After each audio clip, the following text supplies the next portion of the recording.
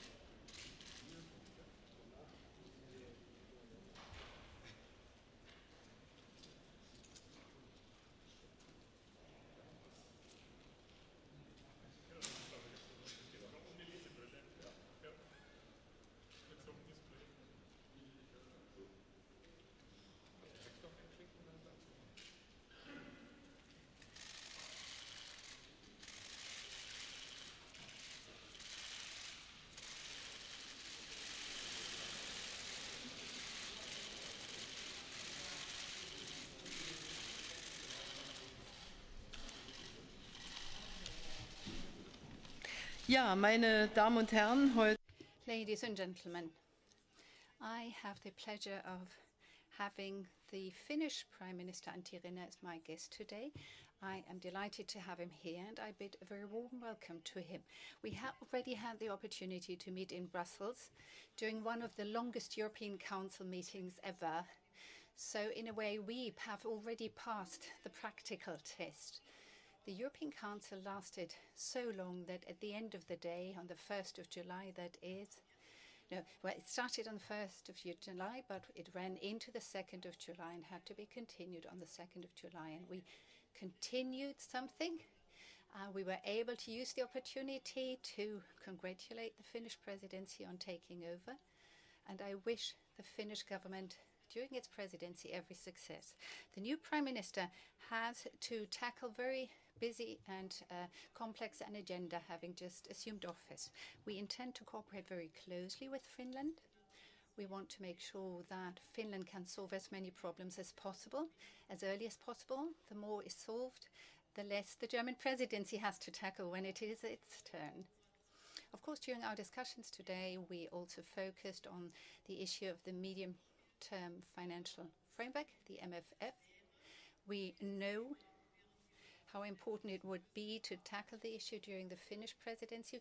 However, we are also very much aware of how complex an issue it is. We will support the Finnish government in making as much headway as possible, but a lot, of course, depends also on other participants in the negotiations. We have many common interests. We are both net payers, and we have identified shared priorities, partnership with Africa being one case in point, climate protection, climate change is another one, research, digitization, artificial intelligence are other priorities that we have in common. And we also know that we need to advance with convergence within the European Union. The importance of structural funds and of cohesion funds, we are aware of that. And to actually get all of that together with a limited financial budget is a very difficult task. But as I said, we will cooperate very closely.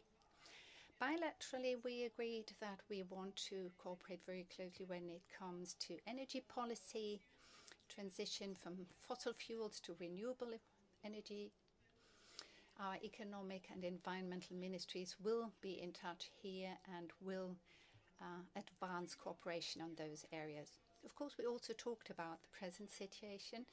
A decision is to be taken by the European Parliament on who is going to be appointed to the office of head of the Commission, President of the Commission, that is. It hasn't been an easy task for the task, I have to say. We made suggestions, we presented our nominations, a package of which we believe that it is well balanced. However, we're also aware of the problems tied to the idea of having lead candidate, Spitzenkandidaten, that is.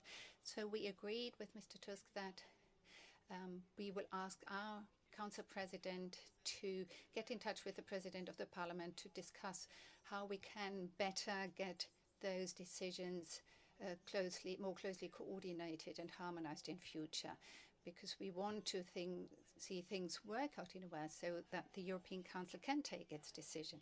As I said, again, a very warm welcome here to Berlin, dear Antti. I wish you every success in your government's work at home, but also during your presidency of the European Union. Thank you, Angela. And I would like to thank Chancellor Merkel for a warm welcome in Berlin and for the good discussion on many topical issues. This meeting further strengthened the close bilateral relations between Germany and Finland. Germany and Finland has also shared a strong commitment to European cooperation. We work closely on many issues on the EU agenda, and we will continue to do so. We discussed with Chancellor Merkel the priorities of Finnish EU presidency, such as climate and energy policy, multi-annual financial framework, EU enlargement and the rule of law. I trust for the support from our president and our presidency for Angela Merkel and Germany. Germany will take over the Council presidency July next year, and the issues discussed today will continue to be topical during the German presidency.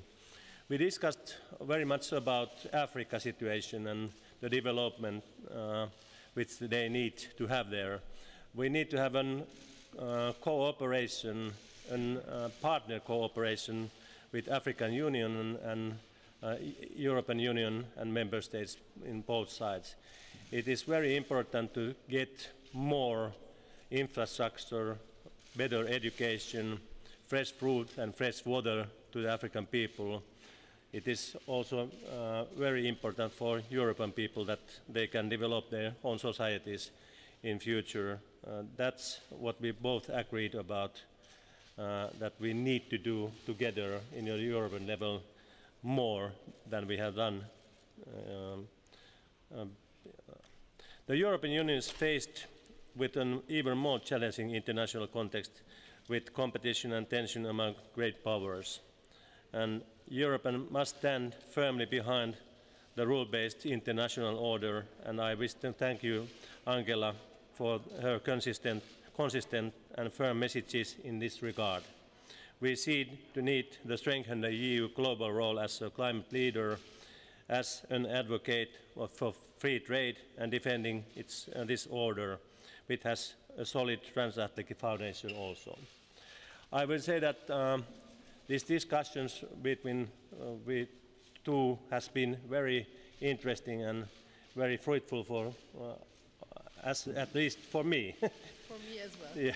And I hope we can in future also discuss together bilaterally also. Thank you. Thank you.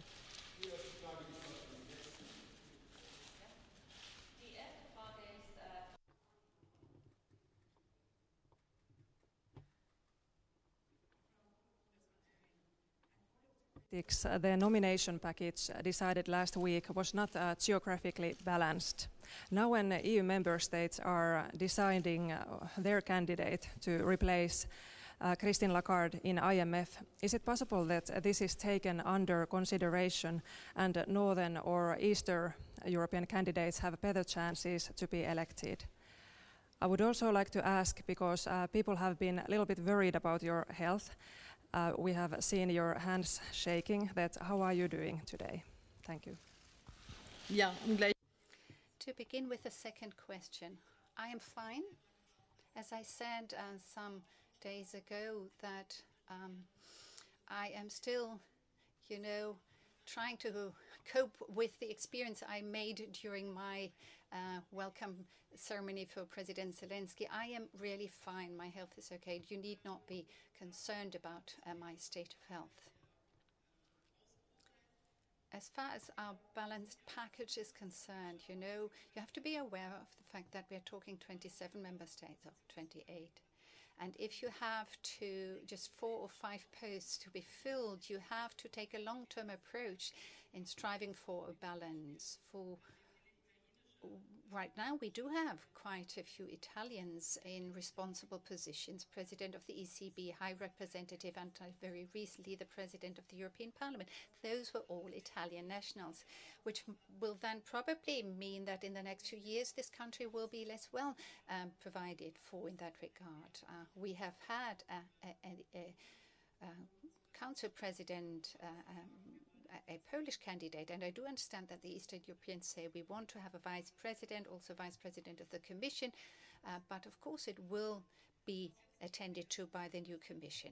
As regards the IMF and its president, we both today agreed that of course the Europeans will once again demand that they want to appoint a candidate. The world has changed and we will have to fight for this. We are not alone on this globe. We want to form a unanimous view. There are no restrictions whatsoever in that regard. We want to also consider closely who is well suited for that position. We will also bear in mind that some countries have been less well provided for, and when they have good candidates, of course, we will take a closer look at them. But it should not solely be the geographical criterion that makes us take a decision in favor or against a particular person. We'll have to try to get all of those aspects together. And European unanimity is very important in this regard now. Bundeskanzlerin. Madam Chancellor, to come back to the level of Europe, what do you think of the proposal to put off the vote on the candidate Mrs. von der Leyen, perhaps until September, in order to allow her more time to present herself. And perhaps what do you think of her stepping down from the office of Defense Minister here in Germany before she continues to run? A security armada of trade ships for the Strait of Hormuz, that has been a subject of the discussion. Could Germany conceive of such an idea? Of course, we are going to remain in touch here. We are aware of the situation in the Strait of Hormuz. No need for immediate decisions there. We see the discussions, and Germany is going to engage in the discussions, but I cannot say more on this here now because it hasn't yet ended. And the second of your questions, I think, I've been hearing different views that the decision might be postponed, but only by a day or so. I've been told that never before has there been such a short period of time between a person being nominated and the vote then being taken. She has and is undergoing a number of preparatory talks today and the days to come. A number of questions will have to be answered too. Of course, it is for the European Parliament to decide. I don't think that from a German point of view, we should announce data. We're talking a very short time here, and I think that might be possible for her to stay in the office of Defense Minister. If the period were to be extended, one will have to think about it further. Ja, sehr geehrte Madam Chancellor, by nominating Ursula von der Leyen and Christian Lagarde, two EU top positions will probably be in the hands of Germany and France. Does that also mean that Germany is ready to assume a leadership role within the European Union more than ever before, and to help unite that divided European Union after Brexit? And is Germany also willing to stand up for the principles of the European Union to be adhered to by all member states? And would Germany be, if need be, willing to take further sanctions if people violate these principles? We want these principles to be adhered to, and Germany has been willing to work towards that objective, and we will continue to be willing to do so. Undoubtedly, there is no denying that fact, and we talked about this, Antje Rinne and I. It's a German position, it's the Finnish position, so it's not subject of discussion here. It's non-negotiable. And as concerns the fact that Germany might, if we have the support of the European Parliament, could have a German president of the Commission, we will first feel a sense of joy that it is a woman and a German woman, and then for the very first time since the 60s we have a German national in such a position. Ursula von der Leyen happened to be a toddler, when the last and first German Commission president was in the office, and her father worked in politics. France has been providing some French national for the office of Commission President 4 times since, so I wouldn't go as far as to say we're overrepresented as Germans.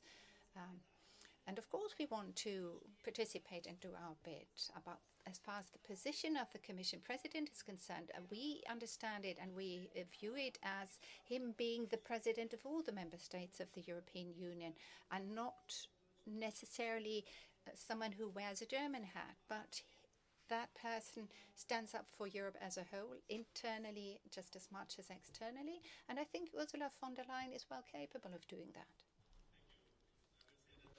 We negotiated about the package about 20 hours, and it was not an easy process, and I will say that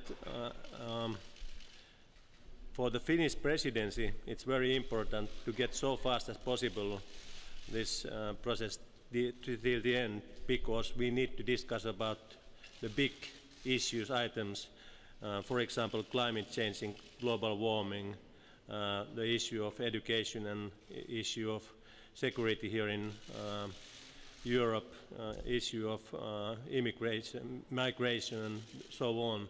And I want to go to discuss about these things, not about the nominations.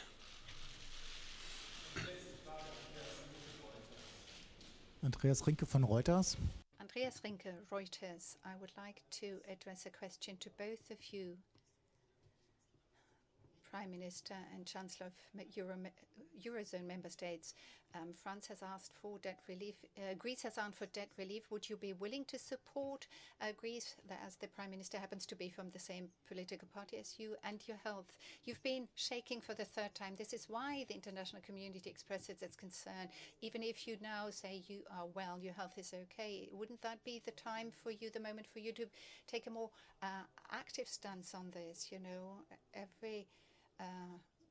there are European heads of state and government that have to publish health bulletins every 6 months. Don't you think the German public would be entitled to hear more about where your health stands? I think that I have said what I had to say on this today. I was clear in saying that I'm doing well, that I'm fine. I think that is something that can be accepted. I said that I'm trying to come to grips with my experience of standing out there shaking whilst Mr. Zelensky visited. And I think it's going to blow over sometime soon. I'm not yet there, but I'm convinced that I am quite capable of doing my work. The other question, Greece, yes, debt relief. The finance ministers have already announced that the framework conditions stand.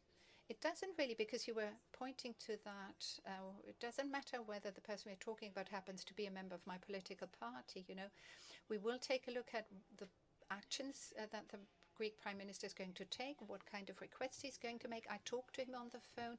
What he promised to me in that exchange was that he wanted to implement speedily a reform agenda that triggers economic growth, and we'll take a look at that. But as I said, the finance ministers were clear in saying that they did not immediately see any reason to change the framework conditions, and I support that. When it comes to the Eurozone and its development, we have discussed in Finland quite much about this item, but we think that the best way to create a better Eurozone is to follow up those decisions which we have made before, and I hope that we can reach a situation where we are going to follow all those decisions which we make under the Euro area. Okay. Danke. Okay. Dankeschön. Dankeschön. You will have a